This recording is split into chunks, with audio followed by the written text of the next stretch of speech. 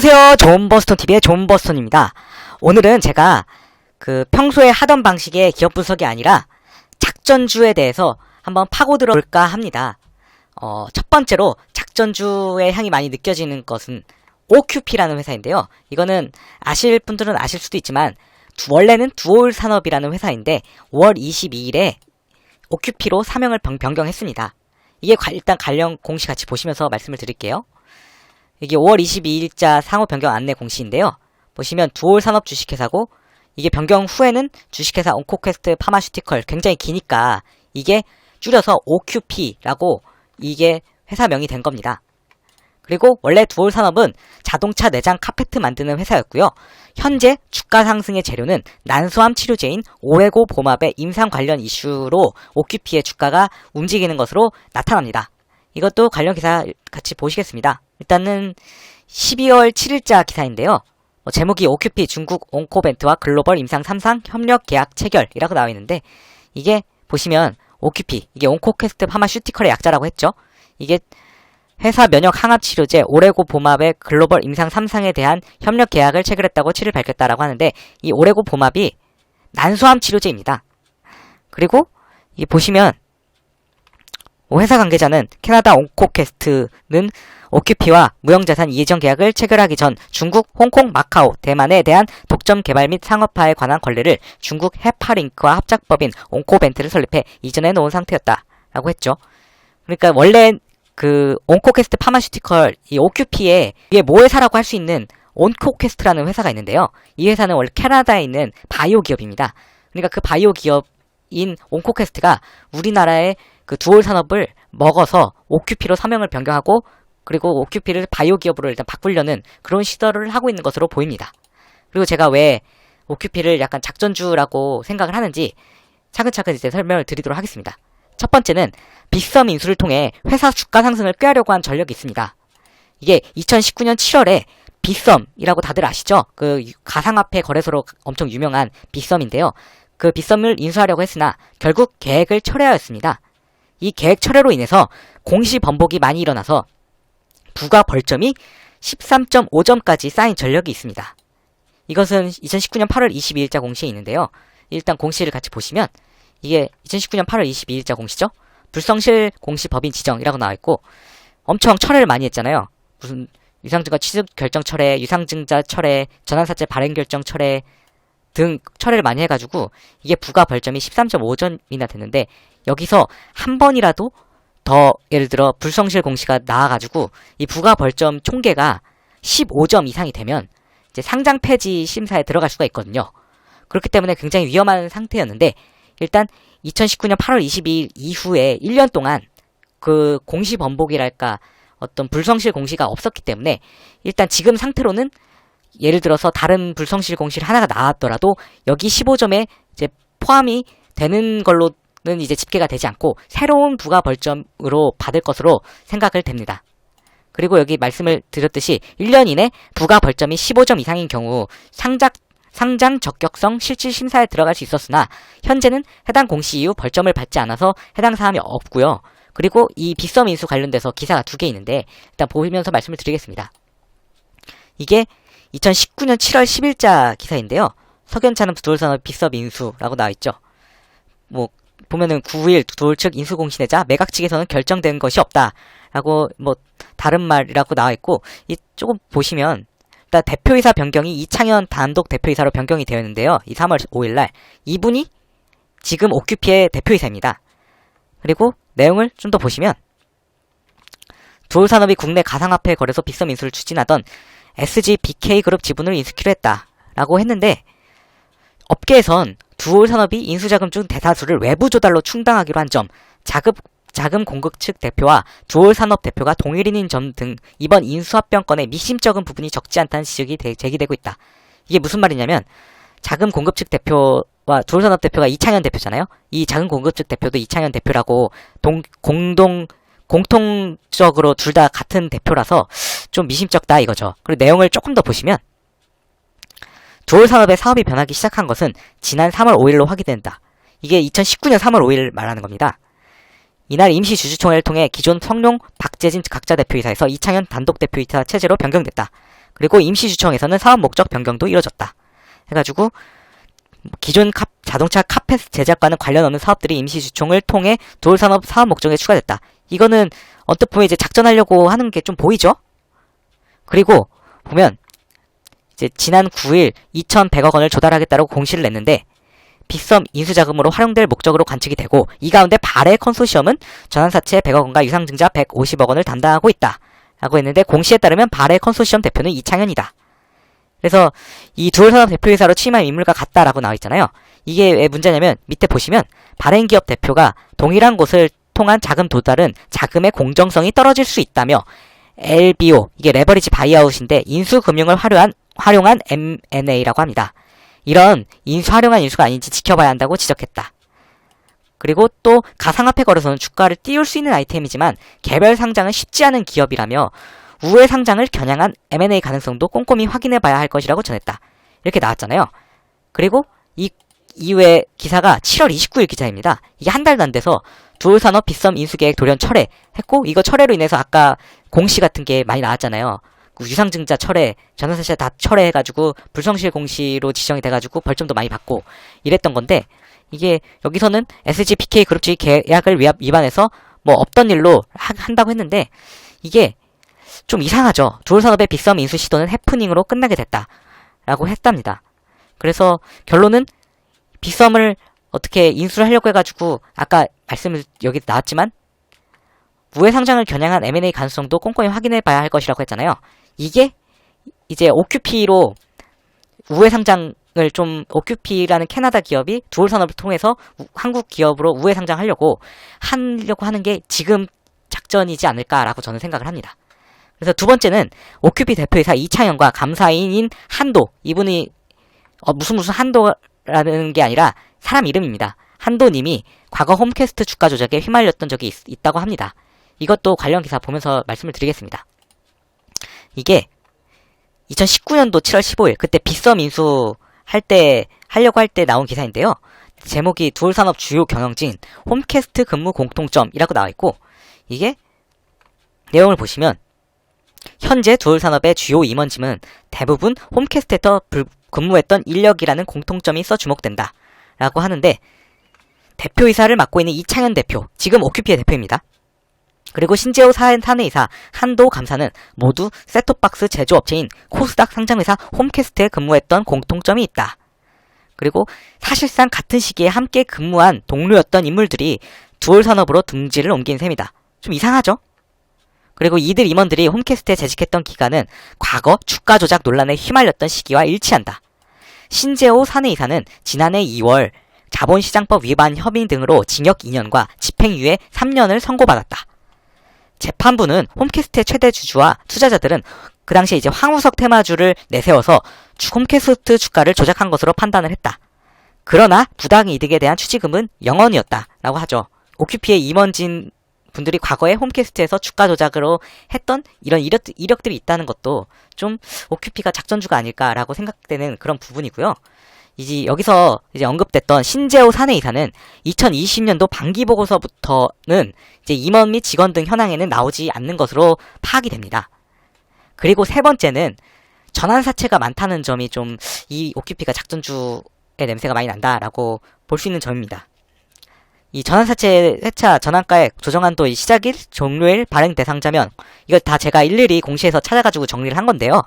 엄청 많죠? 6회에서 지금 14회인데 보면은 7개, 회차로는 7개고 이게 전환가액이 각자 되게 다양합니다. 830원부터 4,309원까지. 근데 현재 오늘자 2월 1일자 주가는 5,110원이므로 모두 전환가액보다는 다 높이 있어서 일단 사채권자들이 언제든지 이제 이익을 실현할 수는 있는 그런 주가 구간이기는 합니다. 그리고 전환 청구 기간 시작일 같은 걸 보면 이 6회차만 지금 2020년 4월 8일부터 전환 청구가 가능하거든요. 그렇기 때문에 이 6회차만 시장에 투하될 수가 있고 곽혜연 님이 전환 청구를 할 수가 있는 위치고 나머지 8회부터 13회까지는 그 기간이 아직 미도래했고요. 가장 이제 그 다음으로 빨리 도래하는 게 9회차로 21년? 올해죠? 올해 2월 21일에 NH투자증권이 아마 할 수 있을 것으로 보입니다. 1961원이니까 지금 주가 대비해서 뭐 3배? 3배 좀 안 되게 이 구간임을 알 수가 있죠. 그리고 참고로 제3자 배정 유증가액도 3,265원으로 되어 있는데요. 여기서 되게 특이한 방식이 있는데 좀 더 설명을 드리자면 전환사채 및 유상증자 대금을 현물 출자 방식으로 하는 경우이거든요.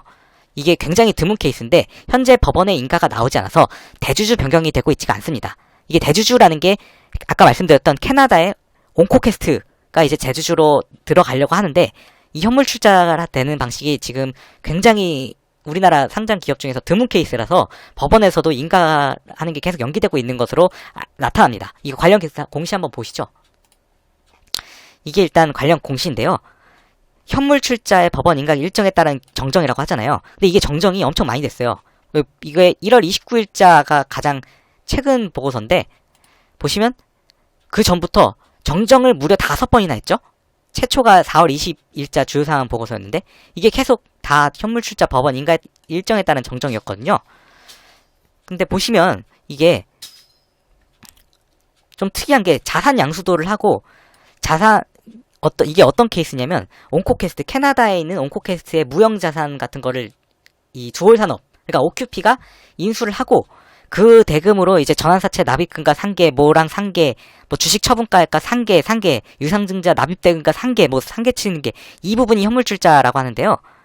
이게 되게 굉장히 특이한 케이스거든요. 저는 실무에서 거의 사실 이런 방식은 들어본 적이 없고 그런데 계속 정정이 되는 거는 납입일 이게 계속 정정이 되고 있습니다.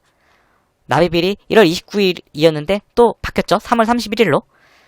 근데 이게 법원에서 인가를 내줘야 현물출자 승인을 내주면은 아마 이게 납입이 될 수도 있는데 인가를 언제 내줄지는 저는 잘 모르겠네요. 지금 상황에서는. 여기 내용을 보시면 당사의 2020년 4월 20일 아래의 3자 배성 유상증자 결정에 양도 당사자인 온코캐스트 인코퍼레이션 얘가 캐나다의 온코캐스트 법인입니다. 얘가 본 양도대금 중 일부를 유상증자 대금으로 현물출자 납입하고 납입 기일에 주금 납입을 완료하면 온코캐스트는 당사의 최대주주로 변경이 됩니다. 네, 이렇게 이게 되면은 최대주주가 되는 건데 아직 이게 안 돼가지고 최대주주가 안 되고 있습니다. 예. 근데 보시면 해당 현물출자 관련하여 충분하고 적합한 증거를 확보하지 못해가지고 지금 반기 검토 의견을 거절을 받았거든요. 그래서 현재 오큐피가 이것 때문에 관리 종목으로 지정이 된 상태입니다. 이것도 관련 기사가 아니라 공시 같이 보시겠습니다. 이게 8월 14일자 공시인데요. 네, 여기 보면 의견 거절이라고 나왔잖아요. 보시면 이게 차근차근 좀 보시겠습니다. 회사는 당반기 중 캐나다 소재 온코캐스트와 난소암, 췌장암 및 유방암 치료제와 관련한 면역 항암제 치료 특허 일체의 권리 및 임상 프로그램의 이전을 목적물로 하는 양수계약을 체결하는 바 동양수계약과 관련하여 회사는 지급하였거나 지급 예정인 총 금액을 당 반기 말 현재 무형자산으로 계상을 하였고 당 반기 말 이후에 유상증자를 통해 지급 예정인 금액을 미지급 비용으로 계상하고 있습니다. 계속 보시면 본인은 동양수계약과 관련한 회계 처리와 양수자산 대상 자산의 평가액에 대한 적정성과 관련하여 충분하고 적합한 검토 증거를 확보하지 못하였습니다. 그래서 이와 같은 사항들의 결과 본인은 회사의 반기 연결 재무제표와 관하여 수정이 필요한 사항이 발견되었을지 여부를 결정할 수 없었습니다. 이게 무슨 얘기냐면 여기서 이거 관련해서 임상 프로그램 어쩌고 저쩌고 양수계약을 체결하고 지급하거나 지급할 예정의 총 금액 같은 걸 이제 무형자산으로 계상을 했는데 이게 약 3,750억 원 정도 되는 것을 무형자산으로 계상을 했는데 이 무형자산 계상에 대해서 이걸 무형자산 같은 걸 평가를 하거든요. 이게 맞는지 아닌지. 이거에 대해서 실제로 회계사들이 가서 자료를 달라고 한단 말이에요. 백데이터를. 이거 어떻게 산정이 됐냐고 하면서 빨리 자료를 주십시오. 이렇게 하면은 보통 회사에서 자료를 줘야 되는데 왜 이 금액이 나왔고 그리고 계약서상 관련 계약서, 관련 증빙, 이체 내역들 다 이런 것들 받아가지고 일일이 맞춰보면서 이게 이 금액이 맞는지 이렇게 확인하는 절차를 거치는데 이게 의견 거절이라는 것 자체는 일단 회사가 이거 관련된 자료를 거의 못 줬기 때문에 의견 거절이 나왔다고 보는 게 합리적이거든요. 회계사들이 보통 의견 거절을 주는 경우가 굉장히 드문 케이스입니다. 기껏 줘도 한정을 주지 의견 거절이라는 거는 진짜 회사에서 대응을 엄청 안 했다. 이렇게 보시면 됩니다. 잘 모르시는 분들은 뭐, 아, 회계사들 진짜 나쁜 놈이고, 왜 오레고포막 가지야 하면서, 오큐피 좋은 회사인데, 바이오 가지야 이런 회사인데, 왜 의견 거절을 줘? 이렇게 생각하실 수는 있는데, 실제로 일을 하시면 이거는 제 생각에는 회사 담당자가 자료를 대응을 거의 안 했기 때문에 회사에서 이렇게 의견 거절을 주지 않았나 싶고요. 그리고 이 밑에 다시 보시면 이 코스닥 시장 상장 규정에서 보시면 관리 종목 항목이 있는데 이게 최근 반기의 재무제표에 대한 감사인의 검토 의견이 의견 거절이면은 이제 관리 종목으로 지정한다라는 게 나와 있어요. 그리고 38조의 상장 폐지 규정인데요. 보면은 10호 또는 11호에 이게 해당이 될 수도 있습니다. 진짜 재수가 없으면. 보시면 이게 제28조 1항 4호에 따라 관리 종목으로 지정된 코스닥 시장 상장 법인이 최근 반기의 재무제표에 대한 감사인의 감사 의견이 뭐 부적정, 의견 거절 또는 감사법인 제안으로 인한 한정 이거나 뭐 반기보고서 법정 제출 기한의 다음 날부터 10일 이내 반기보고서를 제출하지 아니한 경우에 상패가 될 수가 있고 또는 최근 사업연도의 재무제표에 대한 감사인의 감사 의견. 그러니까 이게 지금 보면은 2020년도 이제 결산 12월까지 딱 끝나면 감사 일자가 이제 도래할 거 아니에요? 지금 감사를 하고 있잖아요. 하는 중일 겁니다, 아마. 근데 이 의견이 만약에 부적정, 의견 거절 또는 감사 범위 제한으로 인한 한정일 경우에는 이게 상패가 될 수가 있거든요, 위험이. 근데 아직까지도 이 반기 재무제표에 대한 이 의견 거절 부분에 대해서 적정을 아직 못 받은 상태예요. 그렇기 때문에 지금 현재 관리 종목으로 아직까지 있거든요. HTS 잠시 보시면 여기 OQP 관리 종목이라고 나와 있죠. 이렇게 관이라고 나와 있죠. 아직까지 그거를 해소하지 못한 상태입니다. 그리고 회사 측에서는 재검토를 받아서 최대한 빨리 적정 의견을 받도록 노력하겠다고는 하는데 일단 이것도 관련 기사 같이 보실게요. 이게 그 기사인데요. 이거는 2020년 8월 20일자 기사입니다. OQP 의견 거절에 막대한 순손실 헤쳐나갈까. 이거는 조금 자세하게 제가 좀 보도록 하겠습니다. 좀 중요한 내용들이 많아가지고요. 원래 자동차 내장 카페트 전문 업체인 OQP. 아까 제가 두올산업은 원래 카페트 만드는 회사라고 했죠. 그러니까 야심차게 바이오 사업 추진에 나섰으나 감사 의견 거절과 함께 수익성 악화까지 겹치며 발목이 잡혔다. 특히 올해 반기 회계 감사를 맡은 다산 회계법인이 OQP가 인수를 추진 중인 캐나다 바이오 업체의 양수대상 자산 평가액에 대한 적정성을 확인하지 못했다면서 의견 거절을 내놓으면서 위기에 처했다. 이게 다산 회계법인이라고 나오죠. 뭐 여기가 빅펌은 아니지만 그래도 다 어쨌든 회계사들이 전문성이 어느 정도 있기 때문에 막 무작정 뭐 로컬이라고 대충 했다 이렇게만 보시면은 안 될 것 같습니다. 요즘에 상장사들은 다 좀 감사들 빡 한다고 제가 알고 있습니다. 또 보면 금융투자업계에 따르면 OQP는 지난 4월 캐나다 면역항암치료제 개발업체 온코퀘스트의 보유 기술 등 주요 자산을 3억 달러, 약 3,651억 원에 양수한다고 공시했다. 라고 했는데 이게 무슨 상계 처리한다고 나와 있잖아요. 전환사채랑 뭐 주식 처분이랑 현물 출자에 대한 유상증자 납입 대분으로 상계 처리할 예정인데 계속 다만 법원 인각 일정으로 유상증자 납입 대금 중 이게 한 차례 연기됐다라고 하잖아요. 이게 지금 계속 연기가 되고 있거든요. 왜냐면 이런 현물 출자 방식으로 하는 경우가 거의 없었기 때문에 법원에서도 이게 좀 시간이 걸리는 거 아닐까라고 생각을 합니다. 그리고 여기가 더 중요한데 사실상 현금 지출 없이 3,600억 원에 달하는 유상증자와 시비 발행으로 온코퀘스트 보유 기술을 사들이는 셈이다. 여기서 되게 냄새가 나죠? 왜냐면 사실상 현금 지출 없이 왜냐면은 아까 그 온코퀘스트의 무형자산 같은 거를 가지고 오면서 유상증자 대금가액, 뭐 현물 출자, 뭐 주식 처분 가액으로 다 상계를 치는 거잖아요? 그러니까 실제로 현금이 추가로 나가는 게 없이 그렇게 상계 쳐서 가져오려고 하는 거니까 좀 이상하죠? 사실 이런 계약은 좀 특이한 계약인 것 같긴 합니다. 이게 만약에 되면은 다른 회사에서도 이게 앞으로 이 온코퀘스트 파마슈티컬 OQP의 그 선례를 보고 저렇게 할 수 있겠구나 해가지고 저렇게 많이 할 것 같아요. 만약에 이게 허가가 되면 말이죠. 근데 또 보면 하지만 지난 14일 반기보고서에서 감사 의견 거절을 받았다는 소식이 전해지면서 주가가 고꾸라졌다고 하고요.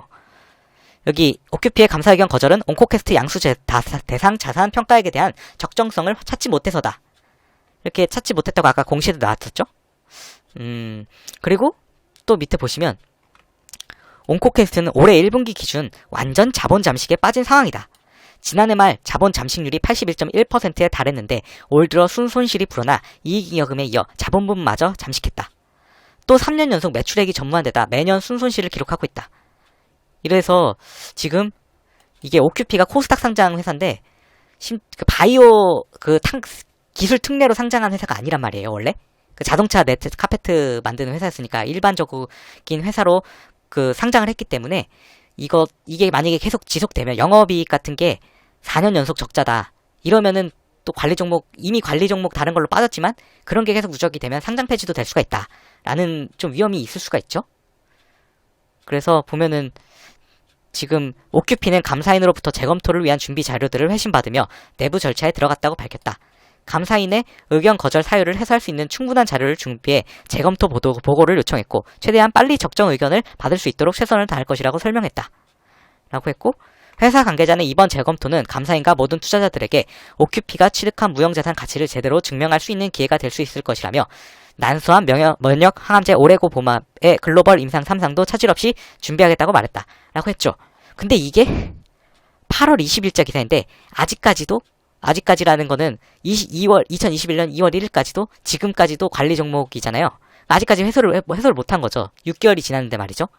그러니까 뭔가 좀 이상하긴 합니다. 저는 이게 그냥 회사 입장으로 제가 사실 감사인 감사 같은 걸 아예 안 해보고 회계사 업무를 안 해보고 그랬으면은 이거 회계사들 걔들 너무 빡센 거 아니야? 얘네들 그냥 좀 해주지라고 생각할 수도 있는데 이렇게까지 안 되는 거는 지금 자료가 좀 계속 보완을 하더라도 좀 뭔가 합리적으로 나온 수치가 아니라서 지금 계속 미뤄지고 있는 거 아닐까. 아니면 혹시라도 이번 감사 때, 지금 감사 시즌인데 이번 감사 때 철저하게 준비해서 이번 감사 때 적정 받으려고 하는 건지는 잘 모르겠습니다. 그것까지는.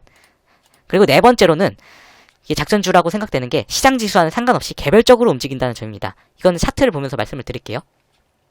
이게 오큐피 차트인데요. 보시면 이때가 제일 많이 빠졌을 때 있잖아요. 코스닥이나 코스피 지수나 모두 엄청 빠졌을 때 3월 23일, 24일 이때 엄청 다른 종목들은 대부분 거의 이렇게 급락을 하고 그 다음에 반등을 하거나 아니면은 약간 반등을 해가지고 이렇게 기어다니는 그런 기업들이 많은데 오큐피 같은 경우에는 그런 경우에도 거의 빠지질 않았습니다. 이런 거는 시장 영향에 많이 안 받는다는 거죠. 이게 작전주 특성입니다. 그리고 2월 1일이 아니라 1월 29일자 그러니까 저번 주 금요일 있잖아요. 그때 지수를 보시면 코스피 1월 29일 날에 3% 넘게 빠졌었죠. 그리고 코스닥도 마찬가지로 장대 음봉 맞으면서 3% 넘게 빠졌었잖아요. 그런데도 불구하고 오큐피는 1월 29일에 양봉이었다. 양봉이라고 나와있죠. 그리고 좀 보면 심지어 고가가 13.35%까지 올라갔고 종가는 8%나 상승을 했단 말이죠. 이때 그런데 오큐피에 나와있던 따로 상승할 만한 재료나 기사가 나온 게 아닌데도 불구하고 이렇게 지수가 급락하는데도 불구하고 버텨준다는 거는 뭔가 이거를 주가를 핸들링하는 세력이 있지 않나라고 저는 생각을 합니다. 이상으로 오큐피에 대해서 저의 생각을 말씀을 드렸습니다. 이게 제 생각으로는 좀 작전주의 향기가 많이 느껴진다고는 생각을 드는데 여러분들은 어떠실지 모르겠습니다. 그리고 이거는 참고로 제가 오큐피를 추천하는 이런 영상이 아니라 작전주는 이런 특성이 있는 것 같다. 작전주에 대해서 특성을 설명하면서 이제 오큐피를 예시로 든 거고요. 앞으로 다른 기업들도 이제 작전주 같다 싶으면은 이런 식으로 블로그에 글을 안 쓰고 이런 식으로 해서 저의 생각을 좀 말씀드리도록 하겠습니다. 이상으로 오큐피에 대한 영상을 마치도록 하겠습니다. 시청해주셔서 감사합니다. 구독과 좋아요는 영상 제작에 큰 힘이 됩니다.